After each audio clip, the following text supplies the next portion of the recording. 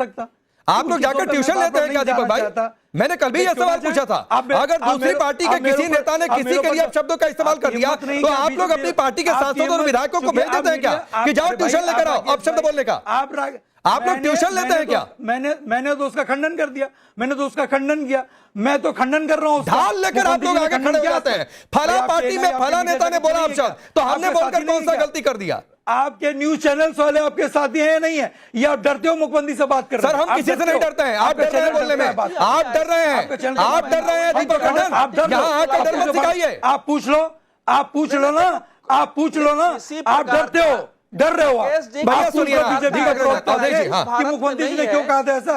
आप पूछ लो ना। मैं कह रहा हूं दीपक रंजन सुनिए, एक सेकंड सुनिए अवधेश जी, 10 सेकंड आ रहा हूं, सुनिए दीपक रंजन, कोई भी नेता सुनिए ना, कोई भी नेता, दीपक रंजन सुनिए भाई सुनिए, एक तो आकर ना सर यहाँ पर नसीहत मत दिया करिए। आपको अपनी पार्टी के सांसद के खिलाफ बोलने में आपको डर लग रहा है कि आपकी पार्टी आप पर कार्रवाई हो जाए और कल को आप प्रवक्ता की तरह नहीं बैठ पाए, तो ये आपका डर हो सकता है सर। आप अपना वाला डर मेरे पर मत ला दिए और यहाँ पर आकर मुझे नसीहत मत दीजिए। आई बात समझ में? आप अपना काम कर लीजिए ठीक से। आप डर रहे हो, पार्टी के नेताओं को सिखाइए, गाली वाली बात जाकर चैनल पर डिफेंड करना मुश्किल हो जाता है। अरे आप हमको सिखाओगे?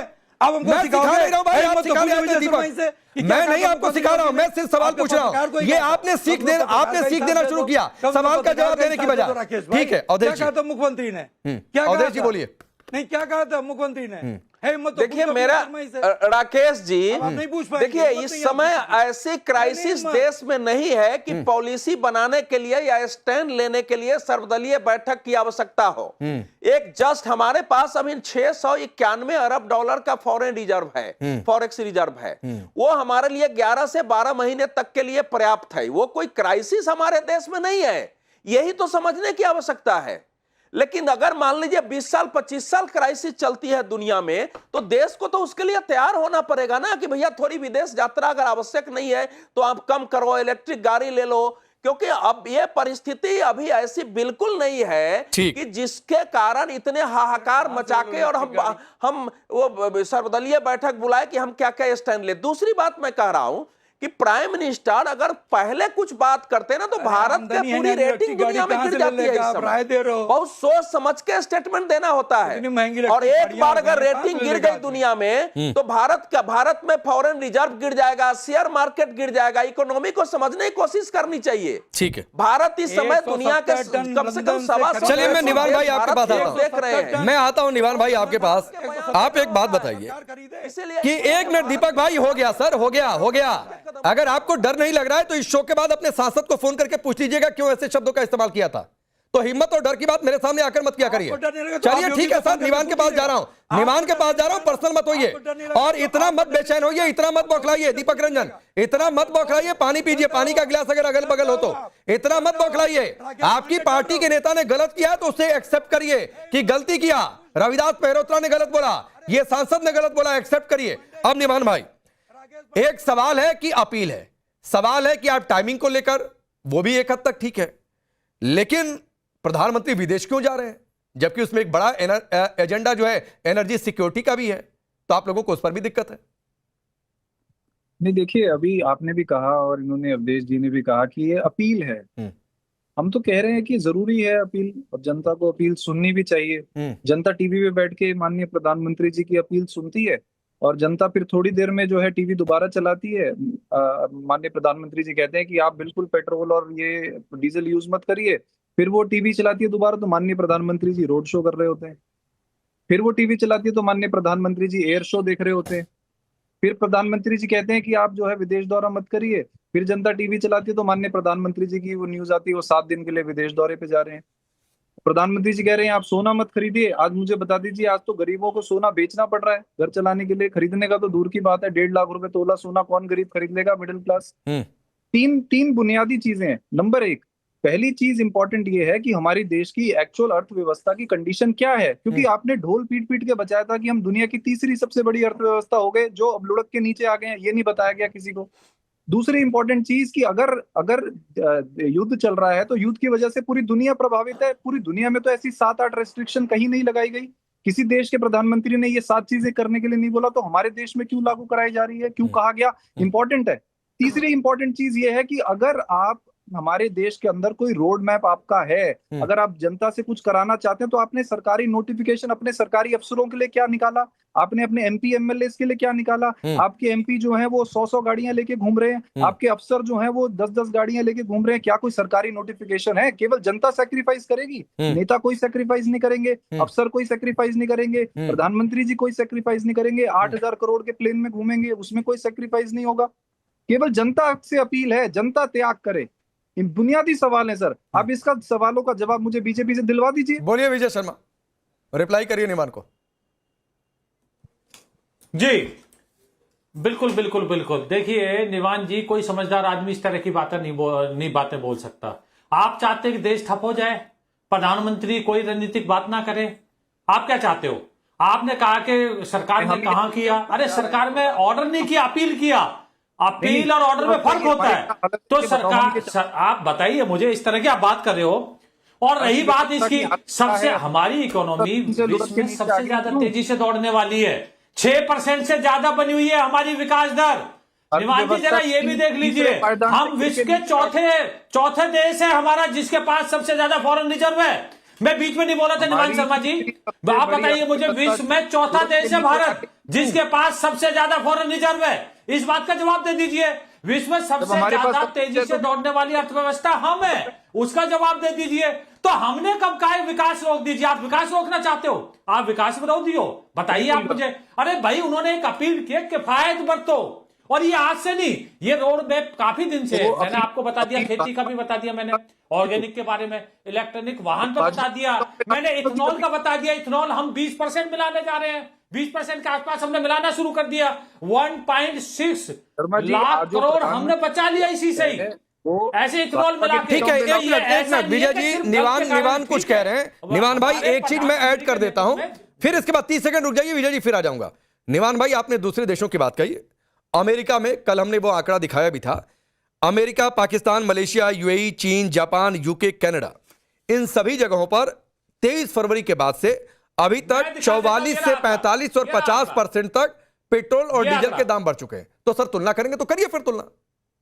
बिल्कुल, बहुत अच्छा सवाल है राकेश जी, मैं दिखा देता हूं, ये आंकड़ा सारा देशों का मेरे पास ही रहा। उनके पेट्रोल और उसके डीजल के दाम तब बढ़े हैं जब देश दुनिया भर में कच्चे तेल के दाम बढ़े हैं। हमारे देश में तब बढ़ गए थे जब दुनिया भर में कच्चे तेल के दाम लोएस्ट थे। तो हमारी सरकार ऑलरेडी 12 साल से लूट रही है। अब अगर नहीं भी बढ़ाए तो आपने कोई एहसान नहीं किया सरकार ने, 10 रुपए एक्साइज ड्यूटी कम की है हमने।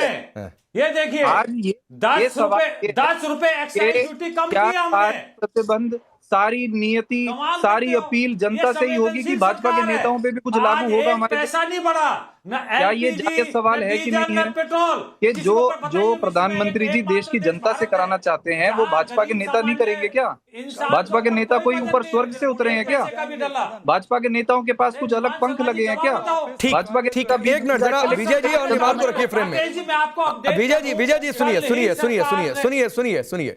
निवान का सवाल ये है, वो अलग बात है कि मान रहे हैं कि चलो नहीं बढ़ा तो कौन सा एहसान हो गया, लेकिन वो कह रहे हैं कि आप लोग अपने ऊपर अप्लाई नहीं कर रहे हैं, केवल जनता से ही सारी अपील हो रही है।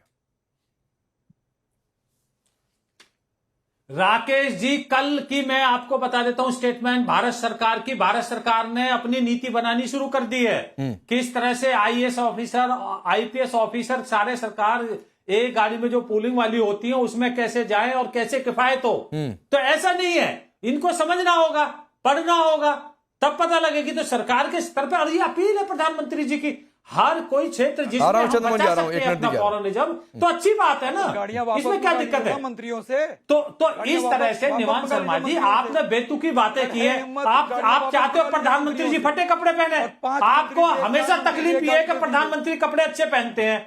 अरे भाई, वो एक सामान्य आदमी है, अगर वो अच्छे कपड़े पहनते क्या दिक्कत है? 140 करोड़ लोगों का प्रतिनिधित्व करते हैं वो। आज कैसे एक बात बताइए विजय शर्मा, मैं आ रहा हूं चंद्रमा, एक बात बताइए, क्या आप आज ये सुनिए, आदित्य ठाकरे ने कहा कि ये लॉकडाउन वाली बातचीत की भी चर्चा चल रही है, कई जगहों पर बड़ी इकोनॉमिक पाबंदी की बातचीत आ रही है, क्या आप आज ये आश्वस्त करेंगे कि ऐसी कोई स्थिति नहीं है आने वाले समय में? मैं अपनी सरकार, अपनी पार्टी की तरफ से आपके चैनल के माध्यम से आश्वस्त करता हूं कि इस तरह की कोई बात नहीं है। ठीक है। और ये देश के सामने आंकड़े हैं। मैंने फॉरेनिज्म का बता दिया। अरे हमारा तो स्वर्ण भंडार भी इतना मजबूत है अब आज की डेट में, सर्वाधिक है। ठीक है, ठीक है। कमाल अब की बोलिए बातें चंद्रमोहन करते जी, हैं। बोलिए। आ रहा हूं दीपक इसके बाद। ये आने वाले समय में कोई किसी तरह की ठीक है, ठीक है। उससे बचा चंद्रमोहन जी, कोई लॉकडाउन वाली बातचीत नहीं है जो आदित्य ठाकरे ने कहा, सुन लीजिए। और कोई इकोनॉमिक पाबंदी की बातचीत नहीं, सिर्फ एक अपील। तो क्यों इतना हंगामा? देखिए, ऐसा नहीं है राकेश भाई, मैं भी कह रहा हूं सब चंगा है जी। क्योंकि चंगा क्यों है जी? देश के प्रधानमंत्री ने अपील करी है। और चंगा है जी, विरोधाभास किस बात का है? क्योंकि देश के प्रधानमंत्री को 145 करोड़ जनमानस की अंदर हाई स्पीड पे सुना जाता है। अगर सोना मत खरीदो 1 साल के ऊपर, उसके ऊपर कितने लाख कारीगरों का नुकसान हुआ, ये तो सब चंगा है जी। पेट्रोल इस्तेमाल मत करो, उससे कितनी इंडस्ट्री के ऊपर नुकसान होगा और कितना स्मॉल स्केल इंडस्ट्री का कर्ज सर्ज कितनी चीजों पे पड़ेगा, सब चंगा है जी। क्योंकि देश के प्रधानमंत्री की अपील है। क्योंकि भाजपा है तो संकट है। अगर 18,000 करोड़ रुपए का जहाज देश के प्रधानमंत्री इस्तेमाल करें और हम मेट्रो के अंदर चलें, बिल्कुल सब चंगा है जी। भाजपा के नेता काफिले के अंदर जाएंगे और हम डीजल और पेट्रोल बचाएंगे, क्योंकि सब चंगा है जी। तो अमित जी, उसके बाद सुन लीजिए, मैं और चंगा बता रहा हूँ। चंद्रमोहन जी, आपको सोच बताना पड़ेगा अभी। सोना खरीदोगे, बताइए, जहाज की कीमत बताइए, आंकड़ा बताइए कहां से आई आपके पास। और उसके बाद झूठ नहीं बोलोगे, चैनल के ऊपर झूठ नहीं बोलने दूंगा मैं आपको। बिरयानी और मछली खाएंगे तली हुई। कहां से आई आपके पास? तेल के ऊपर जहाज की कीमत कहां से आई आपके पास? चंद्रमोहन जी, कीमत बताइए कहां से आई आपके पास? ये कौन सा सोर्स बताइए इस कीमत का? आप भी कहते हो, चंद्रमोहन जी, सोर्स बताइए कीमत का, झूठ मत बोलिए टीवी चैनल के ऊपर। अरे तो इतने फिर ऐसी आप बताइए ना, नहीं करनी चाहिए। बताइए चंद्रमोहन जी, मुझे एक बात का जवाब दीजिए। आपने टीवी चैनल के ऊपर झूठ बोला, आप कीमत के ऊपर बताइए, सोर्स बताइए, आंकड़ा बताइए, कीमत का आंकड़ा कहां से आपके पास आया ये? ठीक है, मैं आगे बढ़ता हूं एक बात कहते हुए। चंद्रमोहन जी, आगे बढ़ता हूं एक बात कहते हुए। वैसे तो इसका कोई मतलब नहीं है, टॉपिक से थोड़ा सा अलग है, लेकिन सर चले जाइए तमिलनाडु में, देखिए क्या चल रहा है वहां। उदयनिधि स्टालिन बैठकर कह रहे हैं सनातन को ही हटा दो।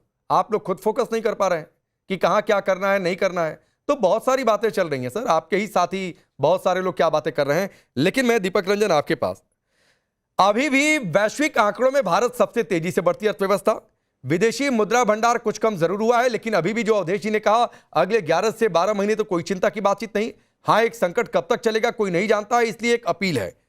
तो फिर आप लोग कहेंगे कि यह पतन की शुरुआत है, तो इसका मतलब आपको सिर्फ 27 दिख रहा है।